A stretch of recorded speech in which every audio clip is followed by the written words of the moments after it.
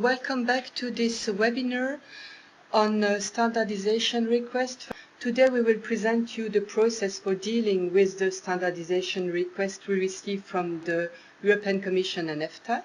And to guide you through this process, we have here two colleagues, Ségolène Martin on the one hand, who is head of the unit technical policy at CCMC, and Cinzia Misiroli, who is head of the unit sustainability and services at CCMC2. The webinar today will last about 30 minutes, and it means that for getting the best of it, we follow the basic principle, who are turn off your emails, phone, Outlook message, and so on. But please don't hesitate to raise any questions you have through the question and answer panel. I just remind you that all the attendants are muted, so you don't have the possibility to raise a question verbally, only by writing. And then the idea is to review all your questions at the end of this webinar. If we don't have time to do it completely, we'll just note your questions, and we will prepare a question and answer list that we will upload on our CENELEC website, CEN website, sorry, by next Monday, because you are Friday today. So it's time to give the floor to your speakers of today. Ségolène and Cinzia, the floor is yours. Thank you very much, Nathalie, and hello, everybody. My name is Ségolène. I have the pleasure to start this webinar, and I will first start with the structure of the webinar. We are quickly first going to explain you what are standardization requests, then lead you through the process to draft and approve standardization requests and what we do at each step of this process. Then give you some tips on where to find more information, and end with the key learning points we would like you to remember from this webinar. Let's start, and let me start by giving you a very short definition of what are standardization requests. A standardization request is a request, a kind of invitation from the European Commission to the European standardization organizations to develop one or several standards to support legislation or public policies. I believe many of you had already heard about mandates. In fact, since 2012, we have a new regulation on the European standardization, and now mandates are called standardization requests. I have to tell you that it's not only a change of name, because with this new regulation, we also have new legal provisions. Two of these legal provisions are now on the screen. First of all, the European Commission defines the requirements as to the content to be met by the standard it is asking in the standardization request. And then the European Commission asks for a deadline for its adoption. In fact, it's different from the past because in terms of requirements, they are much more detailed now, and the deadline is really compulsory. A very quick example now on the screen. Some deliverable asked in the already accepted standardization request on e-invoicing. So here you can see what is being asked and the publication date asked in the standardization request. Let me quickly finish this slide by telling you that we have seen in the definition that the core purpose of standardization request is to ask for a standardization deliverable. Some of them may be preceded or accompanied by a programming stage, what we call a programming stage. So basically it can be pre-normative research, testing, etc. In this case, the programming stage will be included in the mandate, in the standardization request, and will be followed by the development of the standard or standards later on. Now, let me give you a few elements about what I call the ID card, the identification card of standardization request. First of all, a standardization request is a formal legal act which is called a European Commission implementing decision. And here on the screen you have a cover page of one of them which has already been adopted last year. In fact, this legal document is adopted by the European Commission after a wide consultation and after a consultation of the member states of the European Union, as we are later going to see with Cinzia. Standardization requests have two references. Here, the reference of the legal act, which is the major reference. And later on, when the Commission includes the standardization request on its database, it is going to give to the standardization request another reference, a complementary reference with the three numbers, M followed by three numbers. Since the beginning of this new regulation on European standardization, which came into force in 2013, we have received a few standardization requests, which have gone through all the process which Cinzia is going to explain to you. And here are a few figures on what was the outcome. Currently, we have 3 standardization requests which have been accepted by CEN and CENELEC. Both of them are implementing these standardization requests. So these are topics, for example, climate change, which are of interest for both CEN and CENELEC. One has been accepted by CENELEC only. 3 were accepted by CEN only. And 1 has been rejected by CEN and CENELEC. Currently, we are in contact with the European Commission to work on draft standardization requests, which have not gone yet through the approval process, and we have more or less 17 standardization requests. Here are a few examples of these standardization requests. Very quickly, we have one on algae and its products. We have one on recreational craft and personal watercraft, and one on alcohol-powered flueless fireplaces, just to give you a few examples and a flavor on what standardization can be about. So this is an introduction on standardization requests to give you a few main elements so you understand what they are about. And now I'm giving the floor to Cinzia to explain you what is the process and how standardization requests are drafted and adopted. Cinzia. Thank you, Ségolène, for having given the background about what standardization requests are. And now let's have a look at the various phases of a standardization request process, starting from the planning. And the planning starts from the annual Union Work Program, and which is a document that is developed by the European Commission according to Article 8 of Regulation 1025, and which provides an overview of topics for possible future standardization requests. It is based on EU strategic priorities and policies. And in a way, it helps the ESOs to start planning their activities, identifies areas for future work, and allows the ESOs to start a dialogue with the European Commission. It has to be noted, though, that even if this work program is published each year, it does not mean that the topics covered in the documents will necessarily end up in a standardization request. Some of those topics might be dropped or eventually postponed. It is important to note that there is a consultation of all relevant stakeholders while drafting these documents, and the ESOs are one of the stakeholders consulted. And as a matter of fact, the annual Union Work Program for 2016 is currently under drafting, and the consultation process is ongoing, and the CENELEC members have been invited to comment upon this first draft, as well as the relevant technical committees identified. Once this consultation process is finalized, usually the annual Union Work Program is published during summertime. There is a principle that we wanted to highlight is that only topics covered by the Union Work Programme should result in standardization request.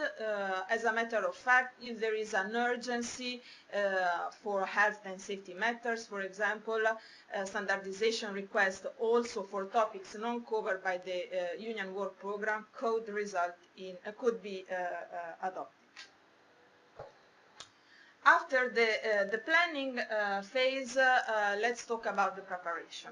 The preparation and the drafting of standardization requests is a key step in the process in order for the standardization request to be feasible for the European Standard Organization so that the result can be delivered within the defined time frame. For these reasons, bilateral discussions and negotiations between the ESOs and the Commission should start as early as possible in the process. And how does this process work? The Commission informed the CEN and CENELEC Management Center about their intention to draft a standardization request and in order to get feedback on its content.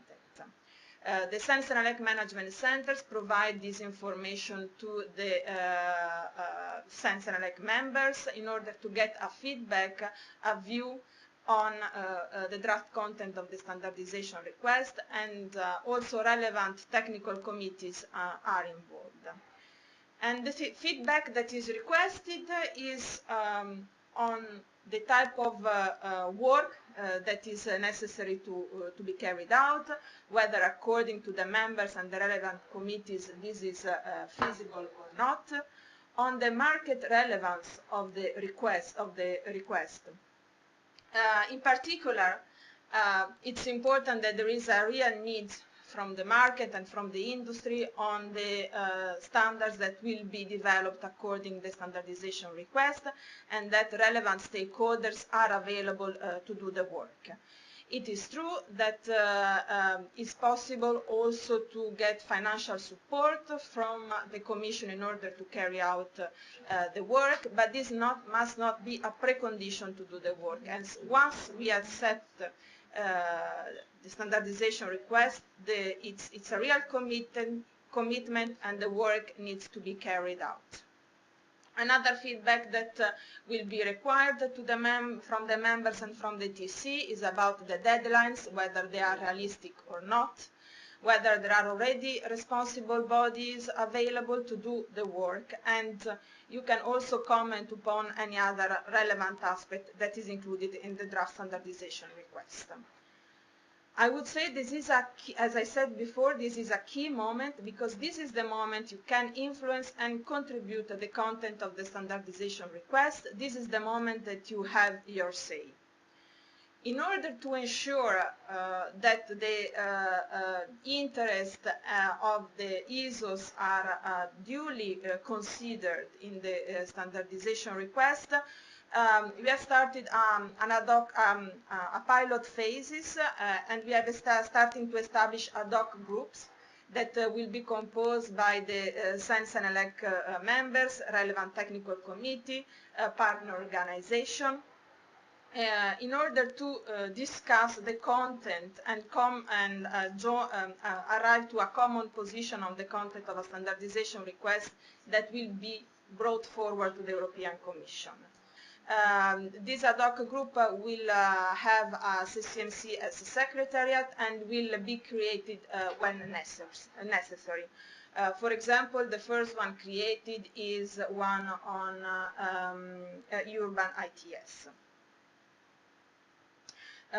We are also in discussion with the ISO and IEC in order to identify a mechanism in order to ensure that also the collaboration with our international counterpart is reflected in the standardization request in a proper way.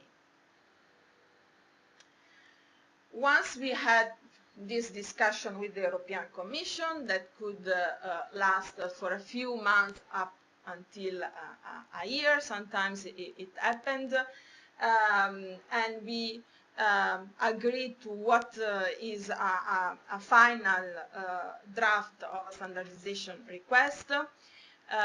We submit this draft to the CEN and CENELEC technical board for acceptance or rejection. As a matter of fact, in all these preparatory phases, as said, we try to have this dialogue with the European Commission, hoping to have a standardization request that is acceptable for all parties.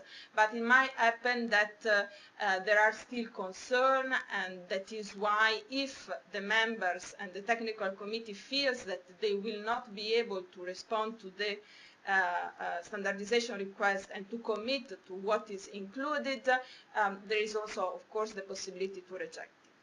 So in order to respond in time to the standardization request, we will submit the draft to the CEN technical board for acceptance, still when the standardization request is in its final draft format.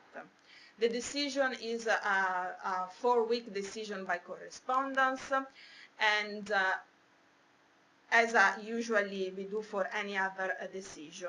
Why we submit the standardization request while it's still on a draft format is because once we are officially notified by the European Commission of the final standardization request, CEN and CENELEC needs to respond within 1 month. And this is a requirement that is included in the Regulation 2025. And the fact that we submitted while it's still a draft allows us to take corrective action if necessary. This is the process at CEN and CENELEC level. At the European Commission, what it happens is that while we submit the draft for approval to our technical boards, the Commission submits the same draft to the Committee on Standards also for approval, and the Committee of Standards is composed by representatives of the Member States. Once it's approved by the Committee on Standards, the standardization request is adopted as implemented act and then officially notified to the standards organization. This is simply a flowchart that we wanted to show you, that we try to be as quickly as possible and efficient as possible in order to respect the deadlines that are fixed by the regulation and the process time that we allow for the handling of the standardization request. But what does a standardization request include and what it will require? As mentioned by Ségolène earlier on, now standardization requests are much more detailed than they used to be in the past. Now there are a series of criteria that needs to be fulfilled and for which we will need to respond.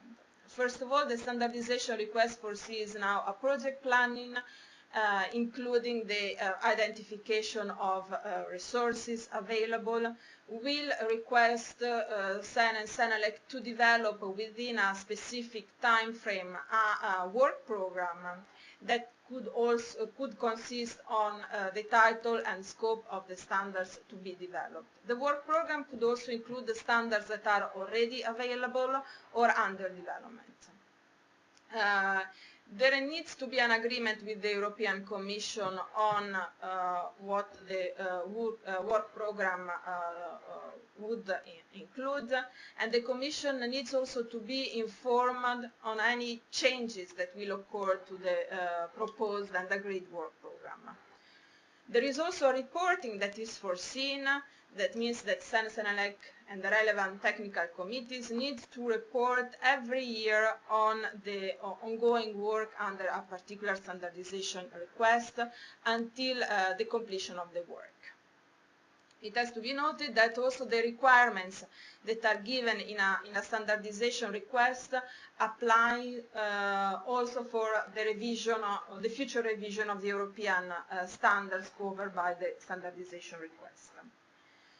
Again, we would like to highlight the need to respect the time frame is much more important, I would say, that it used to be in the past. The Commission is scrutinizing more closely the development time of the standard organization, and there is, for the interest and benefit of the standardization organization, it's important that once we commit to a specific deadlines, the standards are adopted as agreed.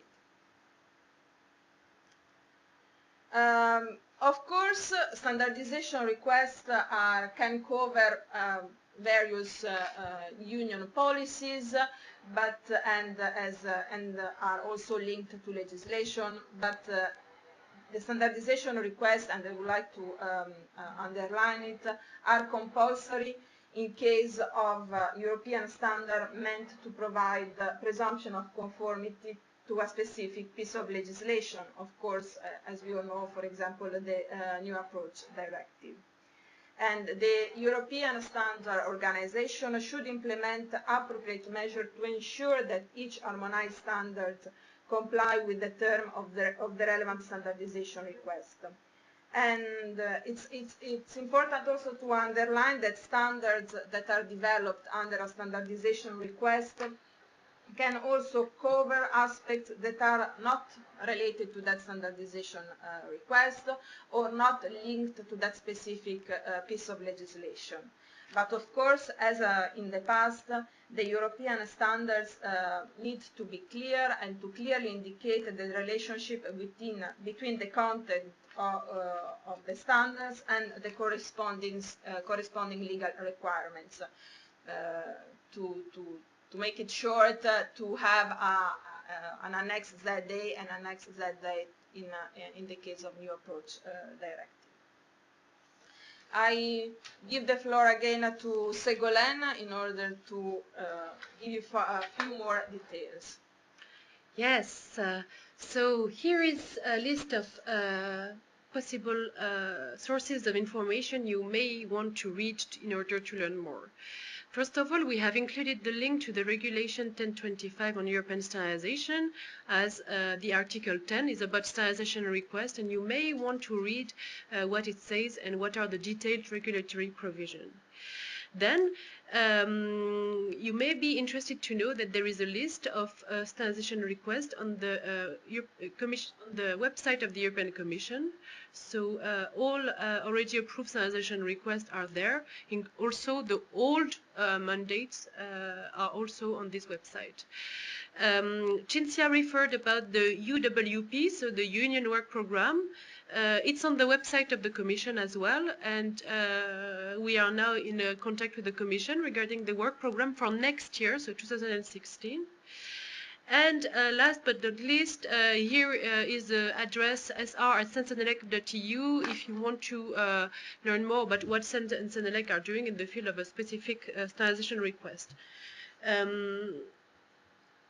Some of you have already heard about the vademecum on European standardization. It's a text which is currently being drafted and which is even finalized now by the European Commission. We have been closely working together on this text.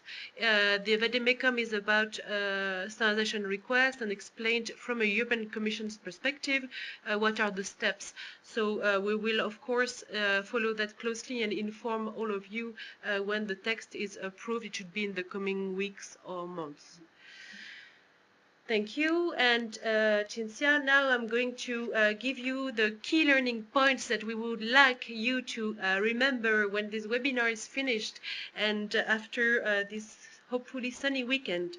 First of all, we would like to you to remember that deadlines of standardization requests must be respected. Now we have this requirement that when there is a deadline in a standardization request, we have these deadlines, we have to respect it, we have to deliver on time, and we have to plan all the necessary steps in order to ensure that we fulfill our commitment. Second, market relevance is key. We should only accept standardization requests if we have interested stakeholders, interested companies, etc., ready to take part in the work. And then, finally, the informal consultation stage is crucial. We have some months of dialogue with the European Commission to prepare the standardization request.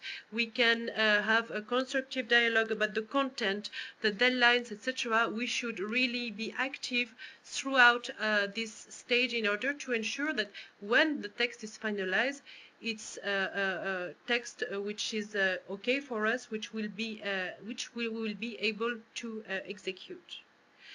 So please bear these 3 points in mind. This is now the end of this presentation. Thank you very much.